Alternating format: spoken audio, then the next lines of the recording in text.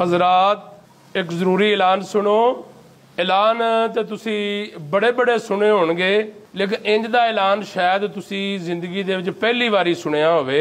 लिहाजा सारे काम छड्ड के कन मेरे हल ला के पूरे ध्यान दे नाल ऐलान सुन लेना। बाद विच कोई बंदा ये गल ना आखे कि मैनू पता नहीं लगा। मस्जिद समझो भी मेरी मलकीयत है, अज तो बाद मस्जिद विच कोई बंदा नहीं आएगा। हैं मौलवी लान के इंदा करदा पिया। ਜਿਹੜਾ भी बंदा मस्जिद वाल आएगा ਉਹਨੂੰ मैं मस्जिद के अंदर दाखिल नहीं होने देना, बल्कि अक्सर मस्जिद ਨੂੰ ताला ही लगा होया होएगा। जदों मेरा दिल करेगा मैं मस्जिद के अंदर आ जाया करांगा। लिहाजा आज तो बाद कोई बंदा भी मस्जिद विच ना आवे। ये मस्जिद ते असां सारे पिंड वाले ने बनवाई रल के, ते मौलवी कहण दा मस्जिद मेरी है। मैं जाना पिंड वालिਆਂ ਨੂੰ ਇਕੱਠਿਆਂ ਕਰਕੇ ਲੈ ਜਾना ਤੇ मौलवी ਦੀ ਕਲਾਸ ਲੈਣੇ ਆ। ਇਹ ਮੌਲवी ਐਲਾਨ ਕੀ ਕਰਦਾ ਪਿਆ?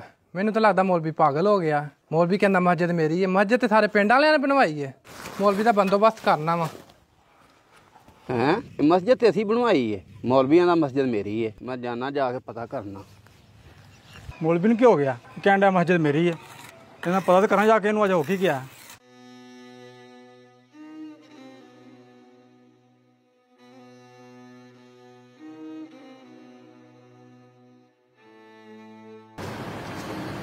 मौलवी साहब तुसी ऐलान किहो जिहा कीता है मस्जिद मेरी है? असीं तो सारे पिंड वाले ने आना ना इकट्ठा करके मस्जिद बनवाई है, तुसी कहंदे मस्जिद मेरी है। तेरी गल बेटा ठीक है, बह जा, क्योंकि ऐलान ही एडा सोहना होया है। तू वेखी थोड़ी देर सारा पिंड इकट्ठा हो जाना है ते फिर इकट्ठे बह के गल करने आ। बह जा इत्थे, बह जा, शाबाश। मौलवी साहब तुसी लान के इंदा कीता। असां ते बड़े औखे हो के मस्जिद बनवाई है ते तुसी उत्ते कब्जा करके बह गए जे मस्जिद मेरी है। जो तुसी सुनिया है वो सही सुनिया है, कोई गल नहीं। तुहानू थोड़ी देर सारे नज़ारे आ जाते हैं, पता लग जाता। बह जाओ तुसी जरा, अरे होर कईयां ने आना है। जिन्हें जिन्हें ने ऐलान सुनिया उन्होंने तप चढ़नी आ रहे ने, फिर सारे बिठा के अच्छे तरीके नाल गल करनी है। बह जाओ इत्थे। मौलवी साहब ऐलान तुसां की कीता? तुहाडा दिमाग ते नहीं खराब? तुसी क्या मस्जिद मेरी है? जे तुहाडी मस्जिद ते मैनूं रजिस्ट्री विखाओ। हां कित्थे है रजिस्ट्री मस्जिद दी? हां बह जा बिलाल, तू भी बेटा बह जा। सारे आ गए हुण, मैं तुहानूं दसना वा भी असल मसला की है। मौलवी साहब मेरे को बहन का टाइम नहीं है, मैं तो काम छड्ड के मैं जाके धारा कड्ढणियां ने। तू बवेगा तो मैं गल दसांगा भी असल गल की है। बह जा तू। बड़ी खुशी हुई है क्योंकि मैनूं यही अंदाजा सी, यही उम्मीद सी कि जदों मैं ऐलान करांगा तो सारे दोस्त आउणगे। क्या तुहानूं पता है कि रमजान शरीफ टुर गया है और तुसी रमजान दे विच पहलियां सफां सारे हुंदे सी। जदों दा रमजान गया है तुसी कितनी बारी मस्जिद दे अंदर आए हो और तुहानूं पता है कि नमाज की कितनी फजीलत है, अल्लाह दे घर दी कितनी फजीलत है। क्या ये फजीलत सिर्फ रमजान दे वास्ते आ? क्या ये नमाज की फजीलत सिर्फ रमजान तक महदूद है? नबी पाक सल्लल्लाहु अलैहि वसल्लम दी हदीस पाक दा मफहूम पता है तुहानूं? फरमाया कि जिन्हें जान बुझ के एक नमाज छड्ड दित्ती ओदा नाम जहन्नम दे उस दरवाजे उत्ते लिख दिता जाएगा जिहदे विचों कल बरोज़े क़यामत उसनूं गुजरना पेगा। नमाज तो बगैर बंदा किसी काम दा नहीं। तो इस गल की तो फिक्र हो गई है। तो मौलवी साहब ने ऐलान कर दिता है कि मस्जिद मेरे नां हो गई है, मस्जिद मेरी मलकीयत हो गई है।